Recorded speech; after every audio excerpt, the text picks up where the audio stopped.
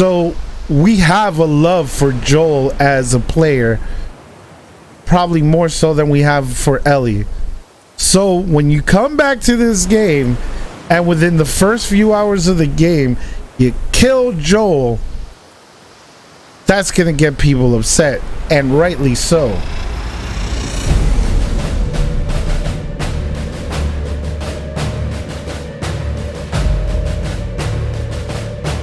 Now, story. Oh, story.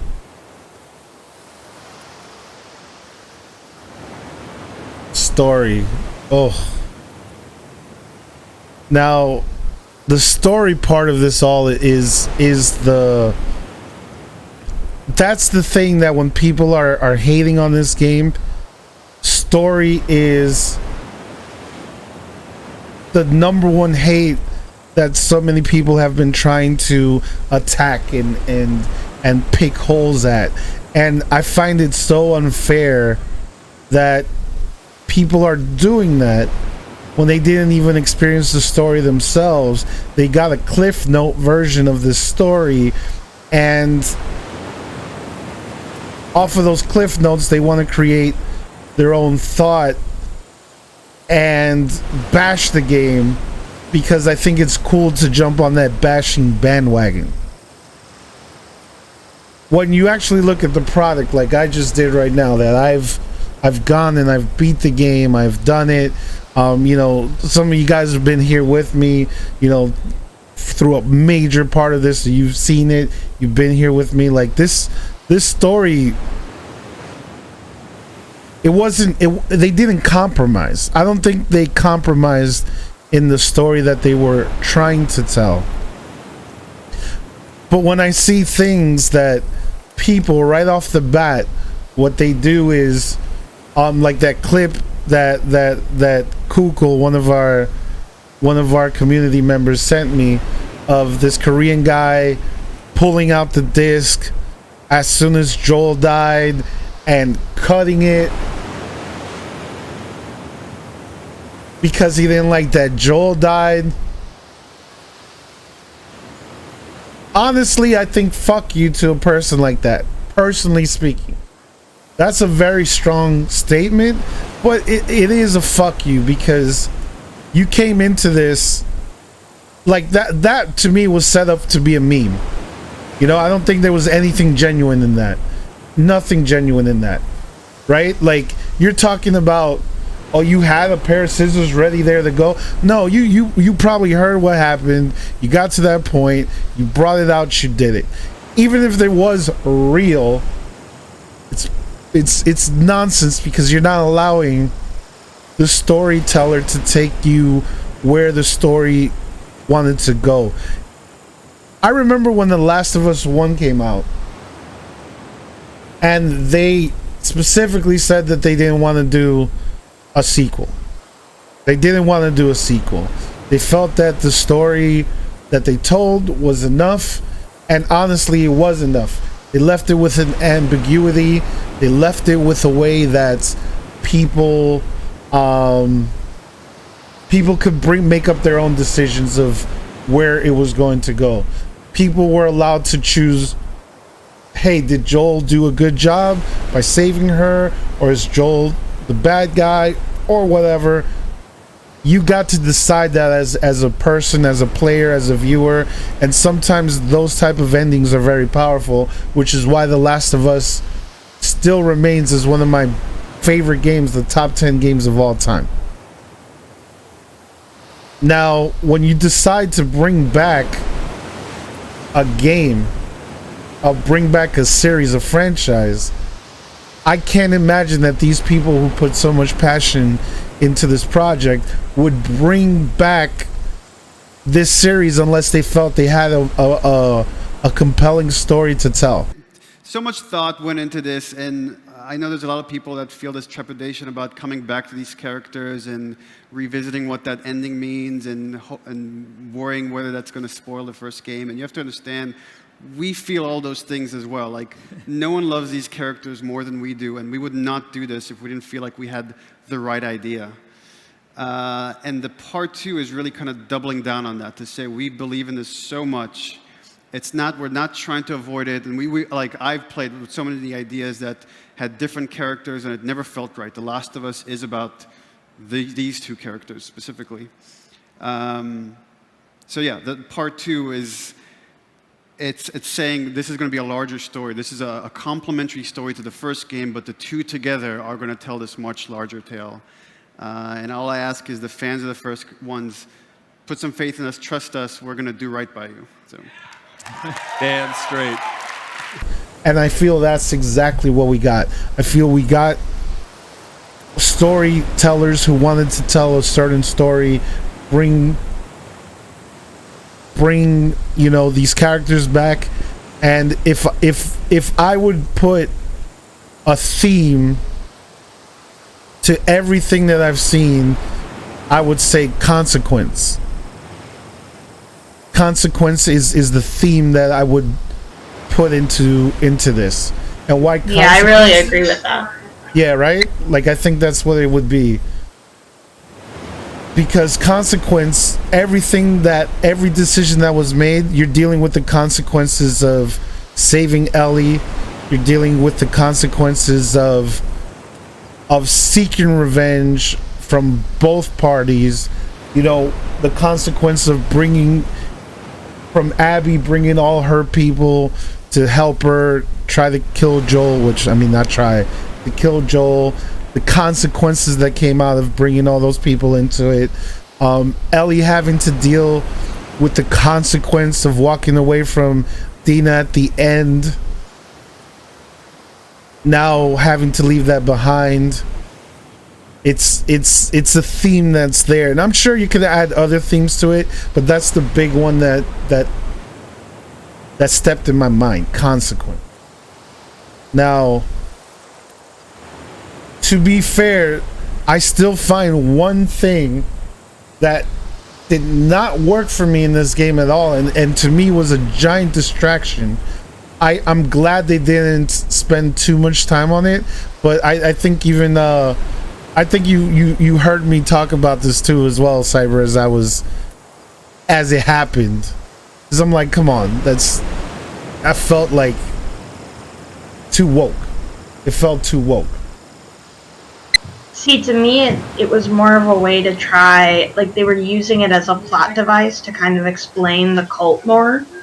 Like, they weren't trying to do it to be like, see, we have all this representation, be woke. Like, I think it was more of a, like, this is who this cult is. Like, no matter what you decide to do, like, if you don't follow what they dictate for you, then you're out, and that's it. Like, you're excommunicated. So I really think that was what they were trying to go for with that, and using the gender transition as a way to show it. So you're not wrong, because that is what they did, right? That's exactly what the purpose of that was, and they used that towards it. But this is like my one knock of the overall story. Again, I don't think it ruins anything for me, but it did hit me for that moment where it's like if it has that tinge of too woke. So what do I mean by that in the overall sense of things?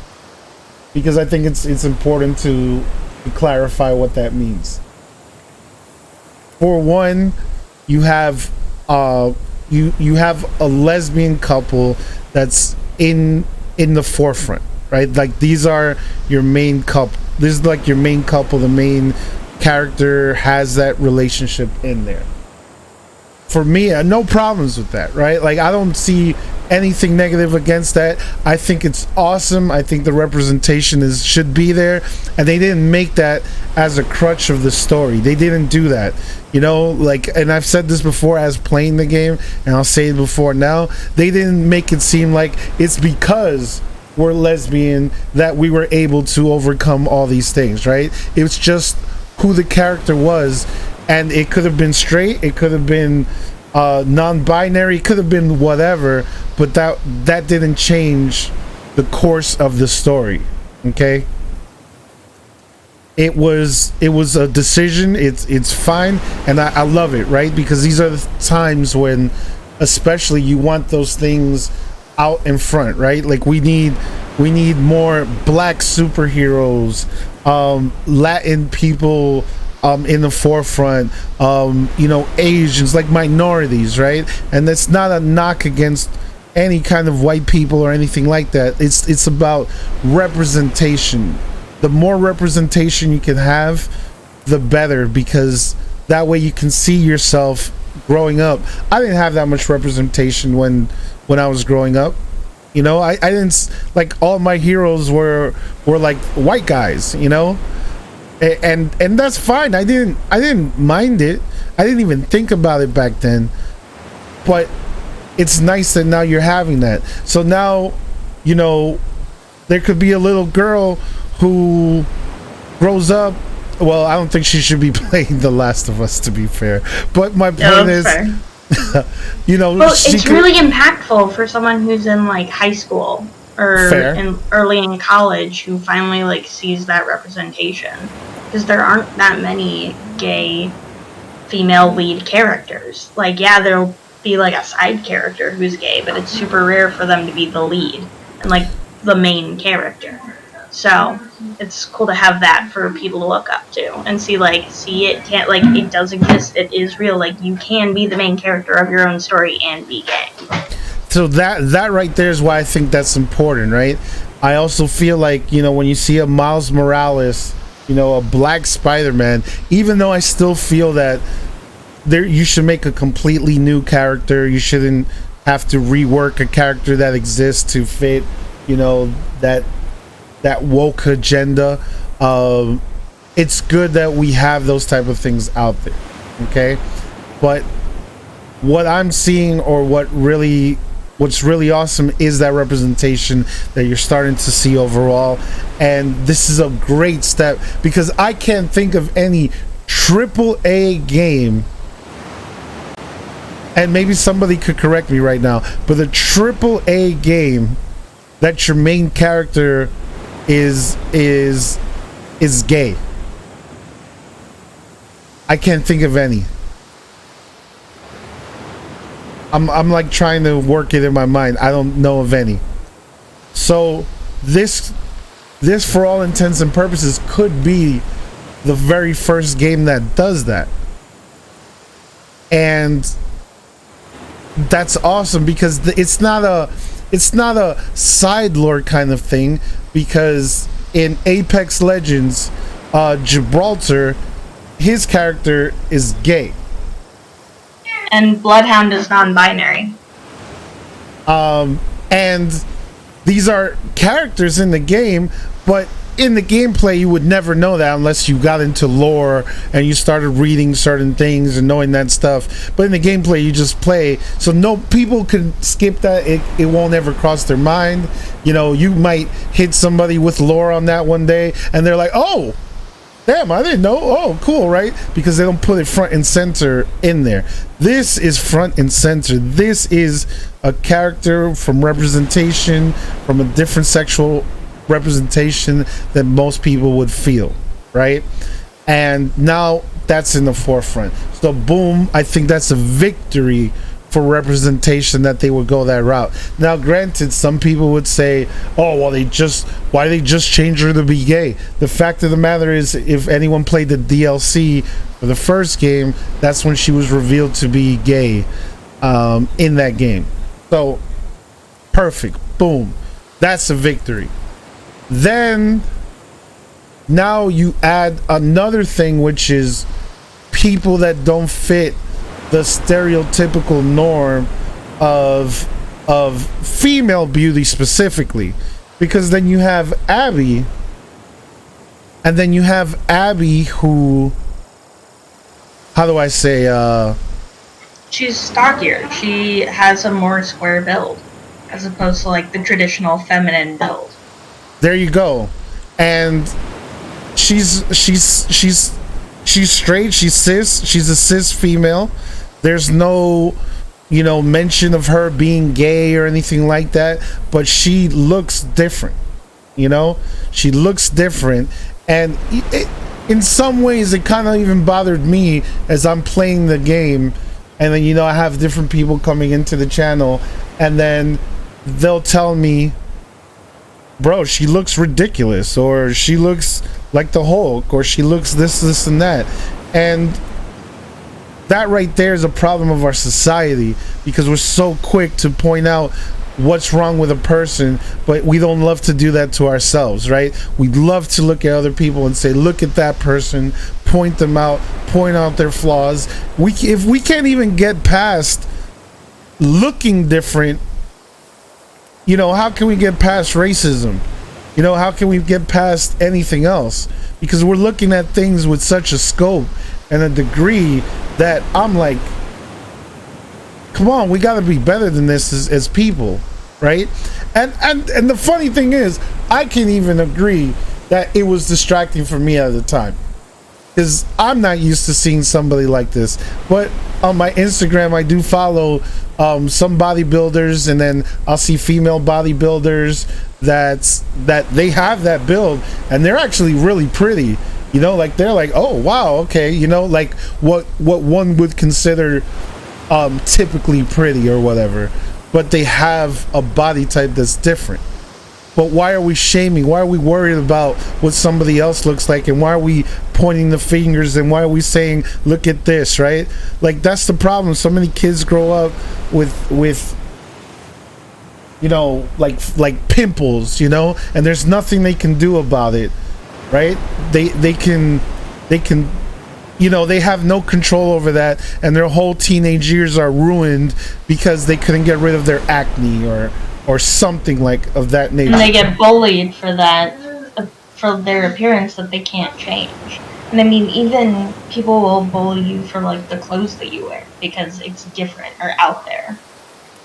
And this is a scope, like of our world, like that we live in. Like even in the well, granted, nobody really touches base on that, but in this modern world that we're living in right here, right now, these are the facts. The fact that people like this is what makes me a little upset. If anyone could ever say, oh well, that's too woke, oh don't put that in my face, oh why are you trying to sell your agenda to me, that's the problem. Because you are the one looking at it as this is strange. We need to live in a world where you look at that and you're like, okay, whatever. Now, I'm going to throw some exception to people that feel religious in whatever ways, because their religious practices teach them a certain way. I'm nobody to judge somebody's religion and what they believe in, because religion in itself could be a major like guidance for somebody's life, right? But those people that don't even have religion and they're calling that shit out, y'all need to stop it, because you don't believe in anything. What you believe in is jumping on hate, jumping on bandwagons to hate on something that's popular, because maybe you don't have something that you can enjoy in that type of way. Like that's the part that to me, like, this shouldn't have even been a question, right? It shouldn't have even been a question that people are like, oh, she's lesbian, oh, she looks different, or this and that, right? So I fight for those two things. But then this is where I go, right? So now Gladiator, this is where Gladiator's line gets crossed, because then you add another story element where one of your characters had to run away from a religious zealot group because she was actually transgender. And that's where I had my only problem with the story, because that's where I can say, oh, okay, maybe you guys went a little too woke, because you're telling me in this world, this post-apocalyptic world, where there's already not that many people, all these modern day struggles somehow cross paths. Like that was too much for me to absorb as well. I'm like, I think it's less of like modern day struggles, like keep crossing paths, and more that there are, like, I guess there's so much that they've all been through, and in theory, like, this is years in the future, so acceptance versus tolerance might be a thing already. So to them, like, it's just run-of-the-mill stuff. It's run-of-the-mill people. Like, these are just everyday people that they're seeing. sure, but I'll admit, like, all these people live in this world, right? Like, obviously they show us that these people live in the world, but yet they all cross paths somehow.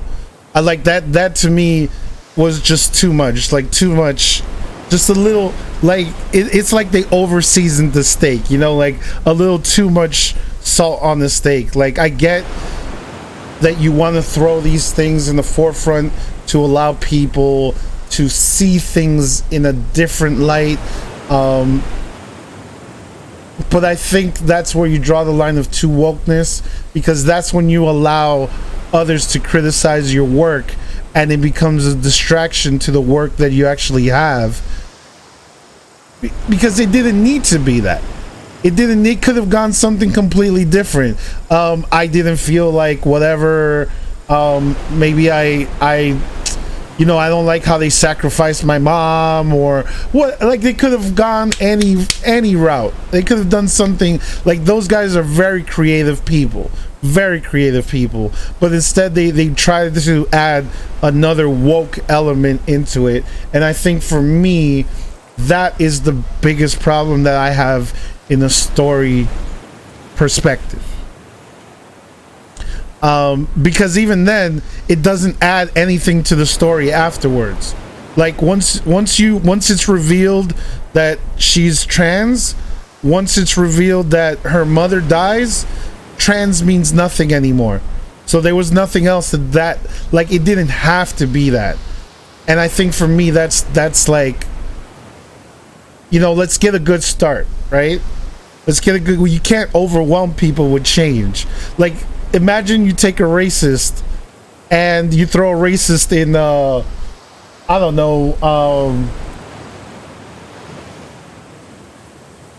know, like one of my boys, Ronnie, you know, he'll have a family gathering, a cookout, you know, and imagine throwing a racist in a family cookout with a bunch of, you know, people that are black, and then he's just like, what the fuck, you know, like, it's too much for the people that are not tolerant for it, you know.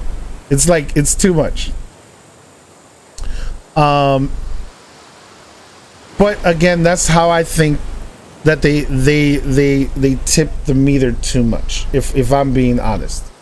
That's from my side, I'm kind of seeing it as like, it's so true to a lot of trans people's stories, even in that, like, there was the, like, meeting the person and then discovering, like, oh, is this a thing, and then finding out, like, more of their backstory in terms of, like, they're running away and this is why and everything else. But then it's just like, this is who this person is. So when, like, you get to the point where it's just, this is Lev, and Lev's a kid who's running around with Abby now, like, that just, it's just a piece of his history. It's not his entire backstory type thing. Fair, and that's why I said you don't need to add that element. Like, it wasn't even like a giant piece of it. So what I say is that you do more harm than good by overburdening a person to have to look at something and change their ideals to something that they're not used to. So, like, I see Phil, he wrote a few things, and I want to read what he's saying. When I was growing up, I was taught if you have nothing nice to say, then say nothing at all. Then freedom of speech flared up, but people dismissed one important thing about freedom of speech. Say what you want, but take responsibility that comes from what you say. Very true. Also, difference between freedom of speech and hate speech. Some people don't understand yet. Let me see. I'm not a Bible person, but I respect some things from the Bible. One thing that always comes to mind is who has not sinned. That's the first stone. Yep.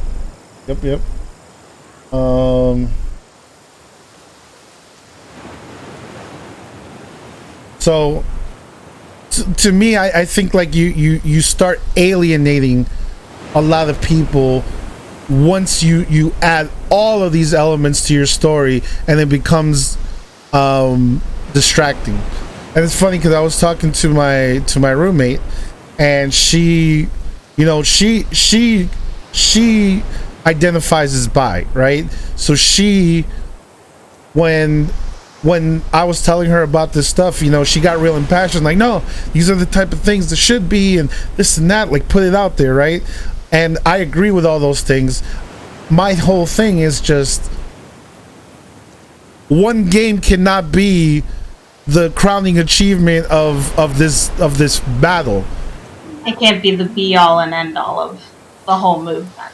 That's what I'm saying. That's where my only criticism comes in. Like, you want this game, you are pushing, like, I feel at this point it's clear that you are pushing an agenda with this game, and this game cannot, it's gonna fall under the weight of so much pressure, because you're gonna get all the bigots that are gonna come out. All the bigots are gonna come out, and all of them are gonna find ways to start trashing the game and finding anything on it, and then those voices start drowning out so many of the other voices that this game should be talking to, or what this game tries to address.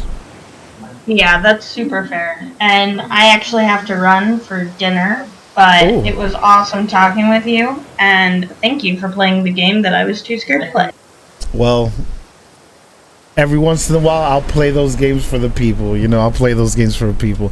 But thank you for the chat, thank you for hanging out, thank you for adding those extra bits, thank you for solving some of those puzzles that were like really hard. I got your For back, me. man. Puzzles are my thing. For real. So thank you so much. I'll continue talking about this right now, so Yeah, you take care, Glad, and I'll see you later. for sure. Gladly acting like he served us for playing his favorite game. I mean, I don't think this is my favorite game. I don't know honestly where this game fits in my overall thought process of what I think the game, what it should deserve. But I'm gonna say, from an extremely technical level, all those type of things, this game is masterpiece in those things. Masterpiece. Sound design, visuals, all those type of things, just perfect. It hits the right mark. I think the gameplay was a lot better than the first one.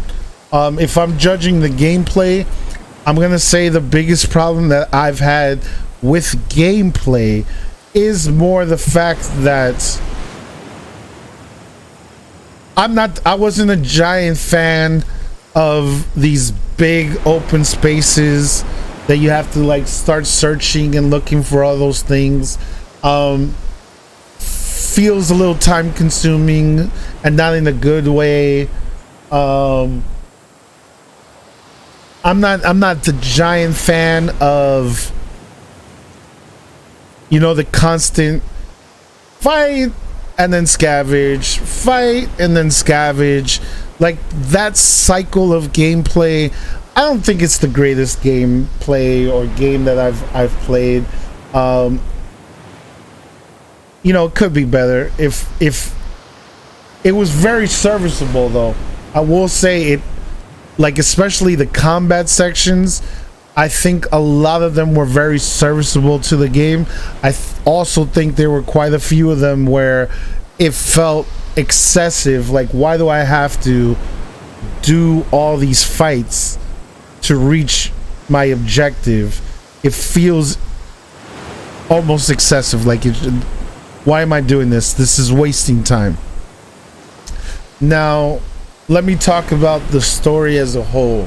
How do I feel about the story, the tale that they were trying to tell over here? Big stealth sections make players be more interested. They give players a fake sense of adrenaline. Sure, but it's not. Now I get to look at this from, like they say, hindsight is 20/20, where I can look back into this. a lot of it didn't have that feeling like it was worth. And I feel that this game, personally speaking, has some trouble with a balancing act. Like sometimes I feel the story that they were trying to tell versus the gameplay and what's going on in that aspect, sometimes they clash with each other. Like sometimes it feels like I'm playing a completely different game than what is actually being presented to me. It feels there's a jarring feeling in there. You know, sometimes it feels like they created this game with like it's narrative. Like this game was narrative first, and I don't know. I feel there were absolute problems. Sometimes having these big set piece battles and then slowing it down by having this heartfelt moment, and that was jarring at times. So now talking about exactly the story. So I would say very big props to these guys for having the cojones, having the big balls to go ahead and kill Joel. That right there was an extremely brave decision to do, because they were going to catch a lot of backlash from people that love Joel, and anyone who played The Last of Us Part 1, they were the ones that loved Joel. You spend that whole game, well 90% of that game, I would say, playing as Joel, looking through the eyes of Joel, knowing what Joel lost, knowing all those things. So you spend the whole first game playing as Joel. You spend the whole time, you learn through him, you see his loss, you see how he connects with Ellie, you see the choices that he made for her, you see it all. He sacrificed basically the world. He sacrificed the world's sake for his love for Ellie. My man made a sacrifice that is just crazy for Ellie, for his surrogate daughter, to make up for the daughter that he lost when the outbreak happened. So we have a love for Joel as a player, probably more so than we have for Ellie. So when you come back to this game and within the first few hours of the game you kill Joel, that's gonna get people upset, and rightly so. But I don't think that you actually have a story that's worth telling unless you make such high stakes. Because what are you gonna do? Go just try to save Joel? No, I think killing him would be the only thing that would push Ellie's character to make such rash decisions as she makes throughout the whole game. Throughout the whole game, she's making these rash decisions to kill the person responsible for Joel's death. Like there was even one portion where you choose to go save Tommy with this other guy, or you go straight for Abby, and she goes straight for Abby because she was on the warpath to kill. She kills her friend in the hospital. She killed Abby's two friends in the aquarium. She's still on the warpath looking for Joel's killer. And as everything happens, you think to yourself, Ellie, why are you doing these things? Why, like, where's the motivation in this? Like, why are you possibly doing all this? And the game does this where it just sprinkles these little bits of history in there. You see the history of when Ellie first tries to talk to him and then he brushes her off. talk to Joel about the events that happened. Brushes her off. Then the second time she confronts him, she has proof, and now Joel can't deny it. Then you see that she basically excommunicates Joel. She wants nothing to do with him because she can't believe that Joel made that type of decision. And then the storytellers waited all the way to the end to show us the conversation after a tussle she had in this dance or anything, that she was willing to start to forgive him. She was willing to start to forgive him, to move on, to repair that connection that she had with Joel. She had a connection with Joel that she knew that was amazing. Like, when he said to her, if I had to do it all over, I'd make the same decision again. Meaning he knows how the world ended up after that, but he loves this girl so much that he was willing to make the same decision again. And I think it's in that moment she really, really realized that nobody in this world loves her more than Joel loved her. And when you look at those things and then you put those things together, everything makes sense. Like, you needed that last piece of the puzzle to put everything in scope. Like, it's like you're at a optometrist and they keep, switching the levers and putting a different glass and adding it till you get that perfect vision to understand why Ellie would sacrifice everything to try to avenge Joel. Ellie sacrificed her new relationship with Dina, where they had a house, they had a life, they had it, but it was eating at Ellie till the very end. It was eating at her. And she couldn't let it go. And at that time, you still didn't understand as a player. You still didn't understand why the fuck, bro, you got everything. You have everything a person would want. Why would you do this?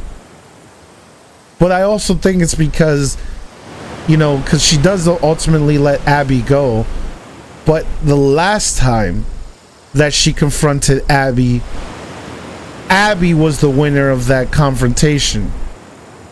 Abby was the one who decided what was going to happen between them two. It wasn't Ellie. Ellie didn't get that decision. So because Allie stole that decision from Ellie, that's why she didn't feel satisfied. That's why she had to get that revenge, or the closest feeling that she can get to revenge, which is when they had the final confrontation at the end and she realized that Joel, honoring the memory of Joel, that was the most important thing to her. And Abby didn't matter. Like, she had to find that self-healing within herself. It wasn't about Abby. It wasn't about Abby. It was her letting go. And then at those moments, she kept having flashbacks. Even until the end, where she was going to let Abby go first, she had that flashback of Joel dead. But in fighting Abby, she had that one flashback of Joel's memory, the good memory of Joel. And that was the turning point for her when she could let everything go. And that's why when she reaches the house and she still saw that she lost Dina left all her stuff there. She even left all that stuff there. She was ready for the next chapter of her life. She lost it all. Lost Joel, she lost Dina, she lost any sense of family, friend, everything. She lost her ability to play the guitar. But at that point, it's like she gained her humanity.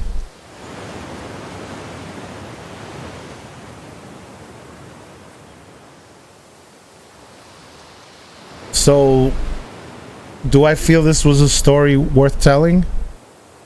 Yeah. Yeah, I do.